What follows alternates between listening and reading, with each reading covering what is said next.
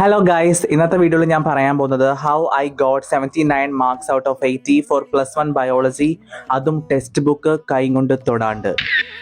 This video is completely meant for text book വായിക്കാൻ എന്നെ പോലെ മടിയുള്ളവർക്ക് വേണ്ടിയിട്ട്. അല്ലാണ്ട് സ്ഥിരമായിട്ട് ടെക്സ്റ്റ് ബുക്ക് വായിച്ച് പഠിക്കുന്ന ആളുകൾക്ക് നിങ്ങൾ യു ആർ ഗ്രേറ്റ്, ഓക്കെ. അപ്പോൾ എനിക്കത് പറ്റാത്തതുകൊണ്ടാണ് ഞാൻ അങ്ങനെയൊക്കെ പഠിക്കുന്നത്.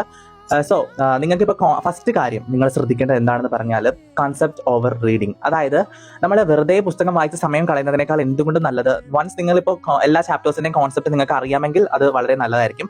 അല്ലെങ്കിൽ ഇപ്പോൾ നിങ്ങൾക്ക് ഏതെങ്കിലും ചാപ്റ്ററിന് കുറേ ഡൗട്ട്സോ കാര്യങ്ങളൊക്കെ ഉണ്ടെങ്കിൽ സൈലം, എക്സാമിനർ, എജ്യൂപോഡ് പോലെയുള്ള പ്ലാറ്റ്ഫോംസ് പ്രൊവൈഡ് ചെയ്യുന്ന നിങ്ങൾക്ക് കൺവീനിയൻ്റ് ആയിട്ടുള്ള നിങ്ങൾക്ക് മനസ്സിലാവുന്ന ക്ലാസ്സുകൾ എടുത്തിട്ട് കാണുക എന്നുള്ളതാണ്. സോ അത് കാണുമ്പോൾ നിങ്ങൾക്ക് ഏകദേശം ഒരു ചാപ്റ്റർ എന്താണ് കൺവേ ചെയ്യുന്നത് എന്നുള്ളത് മനസ്സിലാവും. So the second thing is question bank hack. അതായത് ഇപ്പോൾ നിങ്ങൾക്ക് പ്രോപ്പർലി ക്വസ്റ്റ്യൻസ് ഒക്കെ ചാപ്റ്റർ വൈസ് ക്വസ്റ്റ്യൻസ് കൊടുത്തിട്ടുള്ള ക്വസ്റ്റ്യൻ ബാങ്കുകൾ ഉണ്ടെങ്കിൽ അത് ഭയങ്കര യൂസ്ഫുൾ ആയിരിക്കും.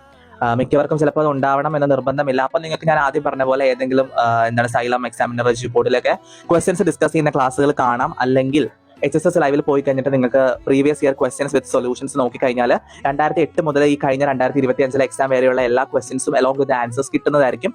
അല്ലെങ്കിൽ നിങ്ങൾക്ക് ഓരോ വർഷത്തെയും ഈ കഴിഞ്ഞ എക്സാമുകളെല്ലാം ഉള്ള അതിൻ്റെ ഒക്കെ question paper along with answer key അവിടെ ഉണ്ടായിരിക്കും. അതൊക്കെ ഓരോന്നായിട്ട് പ്രാക്ടീസ് ചെയ്ത് വരാം. മാത്സും ഫിസിക്സും കെമിസ്ട്രിയും ഒക്കെ നിങ്ങൾ പ്രാക്ടീസ് ചെയ്ത് പഠിക്കുന്നത് പോലെ തന്നെ ഇമ്പോർട്ടൻ്റ് ആണ് ബയോളജിയുടെയും ക്വസ്റ്റ്യൻസ് പ്രാക്ടീസ് ചെയ്ത് പഠിക്കുന്നത്.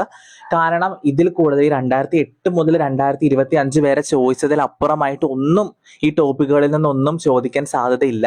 പിന്നെ നിങ്ങൾ എല്ലാ ടോപ്പിക്സിൽ നിന്നുള്ള ക്വസ്റ്റ്യൻസ് കവർ ചെയ്തോ എന്നുള്ളത് വേണമെങ്കിൽ നിങ്ങൾക്ക് ടെക്സ്റ്റ് ബുക്കിൽ നോക്കിയിട്ട് എൻഷുർ ചെയ്യാവുന്നതാണ്. സോ അത്രയാണ് എനിക്ക് പറയാനുള്ളൂ ഗൈസ്. അപ്പോൾ നിങ്ങളുടെ +1 ബയോളജി എക്സാം ഈ വരുന്ന 16th March മൺഡേ ആണ്. സോ എല്ലാവരും അടിച്ചു പൊളിച്ച് എക്സാം എഴുതുക. All the very best.